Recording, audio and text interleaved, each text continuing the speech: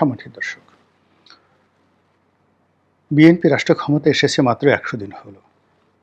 প্রধানমন্ত্রী হিসেবে তারেক রহমান এই অল্প সময়ের মধ্যে চমক সৃষ্টি করার জন্য নানা রকম কর্মকাণ্ড করে যাচ্ছেন। কিন্তু অবাক করার ব্যাপার হলো তিনি যা কিছুই করছেন, যা কিছু বলছেন, তার এবং তার যারা উপদেষ্টা সবার একটা ধারণা যায় এতে করে জনগণ খুব খুশি হবেন, জনগণ প্রশংসা করবে এবং সরকারের প্রতি সন্তুষ্ট থাকবে। কিন্তু প্রায় সব ক্ষেত্রে হিতে বিপরীত হয়ে যাচ্ছে। একটা একটা করে বলবো, কিন্তু তার আগে বলে নিই যে এই অল্প কয়েকদিনের মধ্যে সরকারের বিরুদ্ধে যে সকল ঘটনা ঘটে যাচ্ছে এটা নজিরবিহীন। এই বাংলাদেশে ৩ মাসের এই সরকারের বিরুদ্ধে এতটা অনাস্থা, এতটা অস্থিরতা, এতটা অবিশ্বাস এবং প্রতিপক্ষ যারা আছে তারা প্রথম দিন থেকে এই সরকারকে ব্যর্থ করার যে চক্রান্ত চালিয়ে যাচ্ছে, এটা একমাত্র খন্দকার মোশতাকের যে সরকার ছিল সেই সরকার ছাড়া অন্য কোনো সরকারের ক্ষেত্রে ঘটেনি। আমাদের দেশের সরকারকে সাধারণত একটা হানিমুন পিরিয়ড দেওয়া হয় ৬ মাসের জন্যে। যারাই এ যাবৎকালে ক্ষমতায় এসেছে ৬ মাস জনগণ চুপচাপ থেকেছে।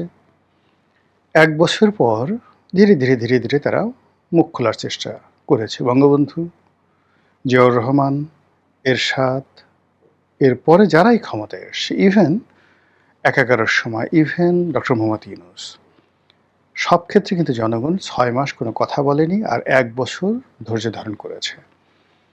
কিন্তু এবার যেটা হলো যে একেবারে ফ্রম দ্য ডে ওয়ান, প্রথম দিন থেকে বিএনপি সরকারের সমালোচনা হচ্ছে, টিটকারি হচ্ছে, ঠাট্টা হচ্ছে, মশকরা হচ্ছে, ট্রল হচ্ছে। ক্ষেত্র বিশেষে নির্মম এবং নিষ্ঠুর বেইজ্জতিমূলক কর্মকাণ্ড ঘটে যাচ্ছে। সব কথা বলবো না, বাধা নেই, কিন্তু বলাটা ঠিক হবে না। সম্মানিত লোকের সম্মান প্রদর্শন করা বা সম্মান দেওয়া এটা উচিত। যারা দিচ্ছে না সেটা তাদের ব্যক্তিগত ব্যাপার, কিন্তু এই বিষয়গুলো আবার যদি ওই অসম্মানিতভাবে প্রচার করা হয়, ওই দায়-দায়িত্ব যারা প্রচার করেন তাদেরও কিছুটা থেকে যায়। এজন্য আসলে সব কথা বলা যাবে না। শিরোনামে যেটা বলছি যে সরকারের ১২টা বেজে যাচ্ছে। কেন ১২টা বেজে যাচ্ছে? ফ্রম দ্য ডে ওয়ান সরকারের বিরুদ্ধে যে চক্রান্তগুলো চলছে, এটা রাজপথে কোনো দৃশ্যমান মিছিল নাই, মিটিং নেই। দৃশ্যমান কোনো বিপ্লব নেই, কোনো বিক্ষোভ বা নেতিবাচক কোনো চক্রান্ত নেই। কিন্তু যে সর্বনাশী কাণ্ডগুলো ঘটছে সেটা হলো একটা সাংস্কৃতিক বিপ্লব হয়ে যাচ্ছে। পাকিস্তান জমানা থেকে আমরা দেখেছি যে রাজপথ গরম করার আগে একটা সাংস্কৃতিক বিপ্লব হয়। সে বিপ্লবের একেবারে প্রথম ধাপ ছবি আঁকে, কার্টুন আঁকে, যেটিকে আমরা এখন গ্রাফিতি বলি। এটি আপনাদের মনে আছে যে ইয়াহিয়া খানের গোলাম আজমের যে বিকৃত ছবিগুলো আঁকা হয়েছিল এবং তার প্রেক্ষিতে একটা ৬৯-এর গণ অভ্যুত্থান হয়ে গিয়েছিল।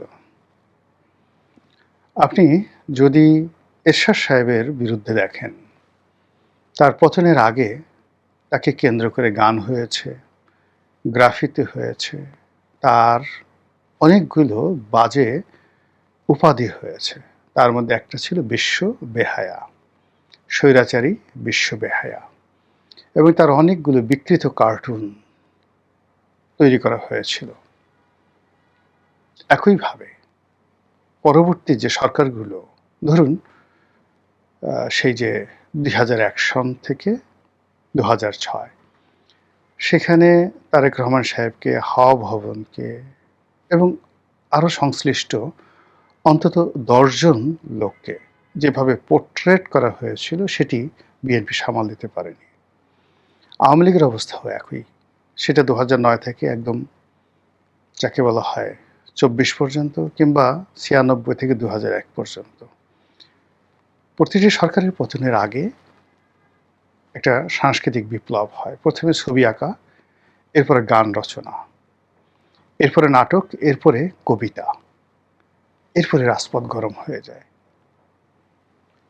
তো সেই দিক থেকে আপনি চিন্তা করুন যে এই মুহূর্তে গত ১০০ দিনে যেটা ডক্টর মোহাম্মদ ইউনূসের ১ম ১ বছর হয়নি। কিন্তু বিএনপির ১ম ১০০ দিনের মধ্যে ইন্টারনেটে গালাগালি, তার পরিবার-পরিজন, তার মন্ত্রী পরিষদের পরিবার-পরিজন, তার একান্ত প্রভাবশালী যারা লোকজন রয়েছেন তাদেরকে কেন্দ্র করে নানা রকম দুর্নাম, বদনাম, এআই ব্যবহার করে বিভিন্ন রকম বিকৃত ছবি এগুলো বাদ দেন। কিন্তু যেগুলো intellectual property সেই intellectual property গুলো এখন রীতিমতো ভাইরাল হয়ে পড়েছে।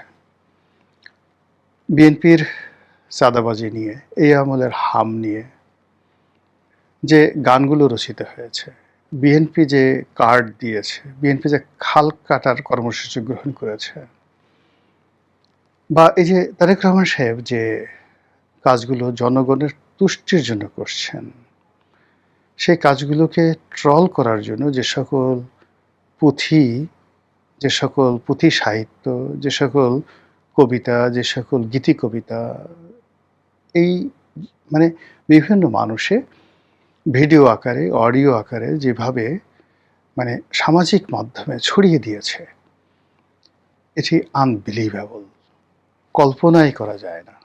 যেমন ধরুন তাহেরির একটা জিকির আছে, সেই ডিজে জিকির, এই জিকিরকে নিয়ে অনেকগুলো মেয়ে ছেলে তারা নানাভাবে এটাকে ভাইরাল করেছে।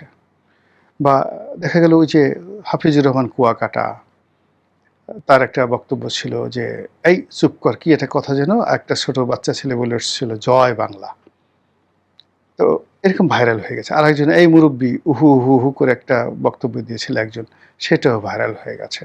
আর একজন সেই ইসলামী বক্তা, সে বিড়ি টানার মানে যে দৃশ্য দেখিয়েছিল, তারপরে শেষে উহু উহু করে মানে নানা রকম বিকৃত যে জিনিসগুলো, এগুলোর ফলে কি হলো যে দেখুন যে পুরো ওয়াজের যে ময়দান, এটার যেটা ভাব ছিল, গাম্ভীর্য ছিল, ইসলামী বক্তাদেরকে যেভাবে মানুষ সম্মান করত, মর্যাদা দিত, এখন পুরো যে যারাই আছেন এ জগতে, যদি কেউ বলেন আমি ওয়াজ করি, আমি ইসলামী বক্তা, আমি কোনো পীর, আমি কোনো মাশায়েখ, আমি কোনো মানে যাকে বলে হাদিস বিশারদ, কোরআন বিশারদ, এটা সে আগের জমানাতে মানুষের ভক্তি শ্রদ্ধা তো পাচ্ছে না। উল্টো এই যারা ভাইরাল হয়েছেন ওয়াজের বিভিন্ন বক্তব্যে, সেই ভাইরাল বক্তব্যের পর্যায়ে সবাইকে ফেলে দেওয়া হয়েছে। তো সেদিক থেকে ধরেন এই যে বিএনপিকে নিয়ে এখন যে সকল গান হচ্ছে, যে সকল নাচ হচ্ছে, যে সকল ছোট ছোট নাটিকা তৈরি হচ্ছে, যে সকল টিকটক তৈরি হচ্ছে, এবং বহু সংখ্যক মেয়েরা বিশেষ করে যে অমির রহমান পিয়ালের যে বায়োস্কোপ, এই বায়োস্কোপের যে পুরো ডায়ালগগুলো, এই ডায়ালগগুলোকে 10 সেকেন্ড, 15 সেকেন্ড, 20 সেকেন্ডে ভাগ ভাগ করে সুন্দরী সুন্দরী মেয়েরা, সুন্দর সুন্দর ছেলেরা, যারা খুবই দেখতে সুন্দর, প্রেজেন্টেবল, তারা যেভাবে অভিনয় করে ইন্টারনেটে ছেড়ে দিয়েছে, এটা বিএনপি বস্তা বস্তা বা টনকে টন স্বর্ণ দিয়েও এই দুর্নাম ঘুচাতে পারবে না। কিংবা ধরুন একেবারে কস্তুরী মৃগনাভি, হরিণের পেটে যে কস্তুরী তৈরি হয়, সেটা সুগন্ধ, আনবিলিভেবল সুগন্ধ, সেই সুগন্ধ যদি ছড়িয়ে দেওয়া হয়, তবুও এই যে বিএনপি